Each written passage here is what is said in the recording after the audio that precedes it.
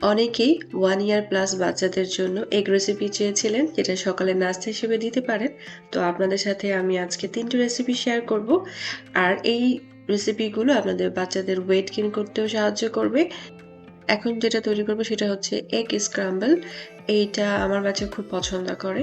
আমি প্রায় সকালে এটাই তৈরি করি কারণ এটা খুব ইজি এবং ও খেতে পছন্দ করে। তো আমি এখানে একটু বাটার নিয়ে নিয়েছি। বেবিদের ওয়েট গেইনের জন্য বাটারটা খুব হেল্প করে। আপনারা চাইলে অয়েল দিতে পারেন, বাট যদি বেবির ওয়েট গেইন করতে চান তাহলে এখানে বাটারটা ইউজ করবেন, বা সয়াবিন তেল দিলেও কিছুটা হলেও হেল্প করে। তারপর আমি একটা এগ দিয়ে দিয়েছি। 1 ইয়ার প্লাস বাচ্চারা দিনে 2টা ডিম খেতে পারে। আমার বাচ্চা 1টা ডিম খায়, আমি 1টা দিয়েছি। আপনাদের বাচ্চাদের উপর ডিপেন্ড করে আপনারা এগ নিবেন। আমি একটা বড় এগ নিয়েছি। তারপর এখানে দিয়ে দিচ্ছি চিজ। যেহেতু আমার বাচ্চা 1 ইয়ার প্লাস, এখনো নরমাল চিজটাও খেতে পারে। আমি এখানে আমাদের যে বড়রা যে চিজটা খায় ওইটাই দিয়েছি। আপনি চাইলে এখানে বেবি চিজ ইউজ করতে পারেন। এই সময় আমি চুলার আঁচটা একদম কমিয়ে রান্না করছি।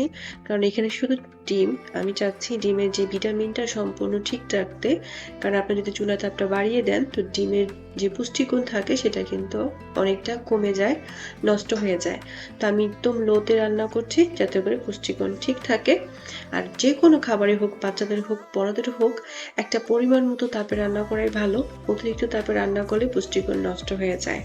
আর আমি যেহেতু বাচ্চা রান্না করি, আমি সবসময় চাই মিডিয়াম থেকে লো রেখে তারপর রান্না করতে, যাতে বাচ্চারা সম্পূর্ণ পুষ্টিটা পায়। একটা ডিম খাচ্ছে, এখানে 6 থেকে 10 গ্রাম পর্যন্ত প্রোটিন থাকে। আর এটা যদি আমি বেশি তাপে রান্না করি তাহলে কিন্তু অর্ধেক হয়ে যাবে।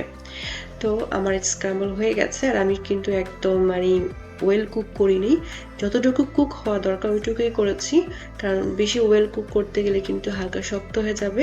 আমি একটু সফট রেখেছি যাতে ওর বাইট করতে এবং ওর গিলতে সুবিধা হয়।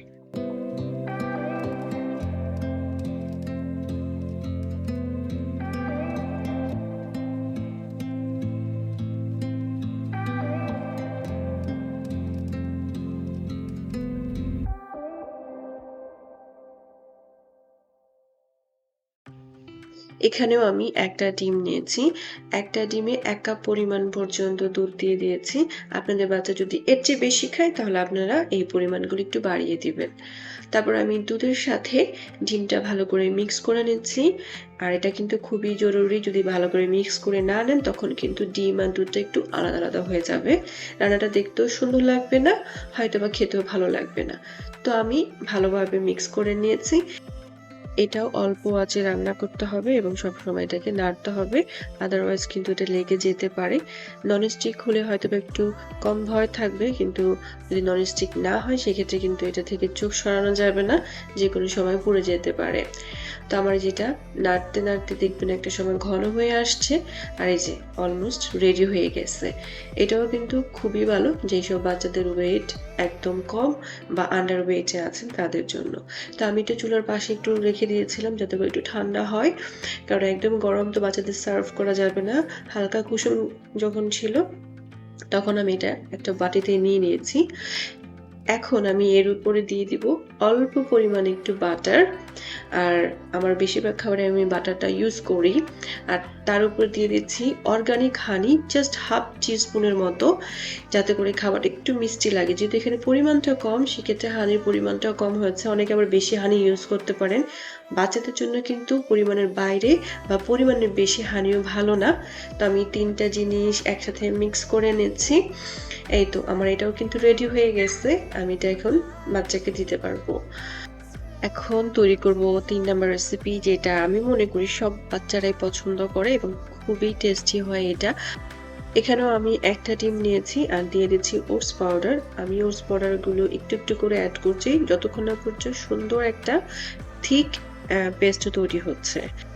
আর আপনারা চাইলে এখানেও পরিমাণটা বাড়িয়ে দিতে পারেন। আমি যে পরিমাণে তৈরি করব আমার বাচ্চার সকলের জন্য অতটুকুই এনাফ।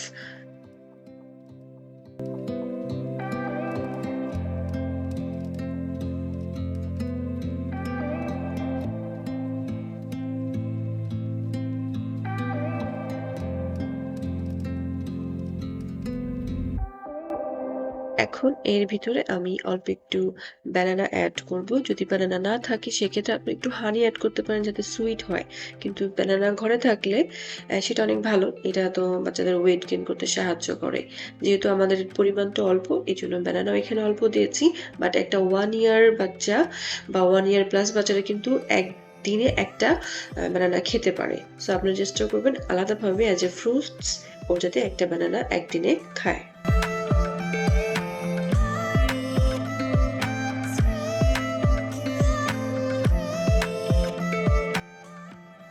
এখানে আপনারা বাটার নিতে পারেন। আমি অলিভ অয়েল তেলটা নিয়েছি। এখন ভালো করে ব্রাশ করে নিয়েছি। আর আমার সাইজ অনুযায়ী আমি ছোট, ছোট করে প্যানকেকের মতো তৈরি করে নিচ্ছি। এটা ওয়ান কাইন্ড অফ প্যানকেকও বলতে পারেন।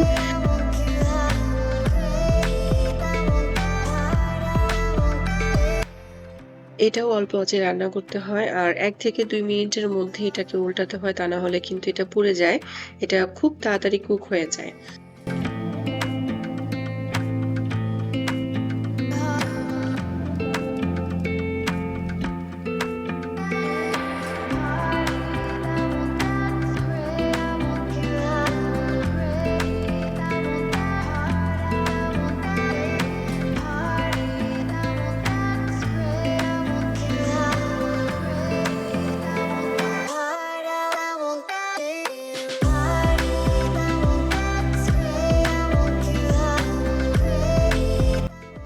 সবগুলো ভাজা হয়ে গেছে। খুবই সফট হয়েছে।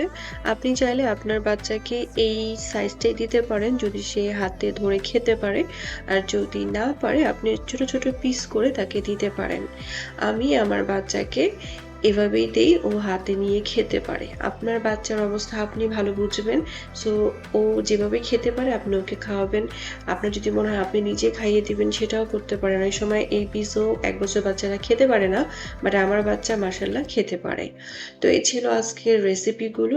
আশা করি আপনাদের ভালো লেগেছে। যদি ভালো লেগে থাকে তাহলে অবশ্যই আমার পেজটি ফলো করবেন। আর লাইক, কমেন্ট করতে একদম ভুলবেন না। আপনাদের কাছে কেমন লাগলো আমাকে কিন্তু জানাবেন। তো আজকে এখানে বিদায় নিচ্ছি। আশা করি আপনারা সবাই ভালো আছেন, ভালো থাকবেন। আল্লাহ হাফেজ।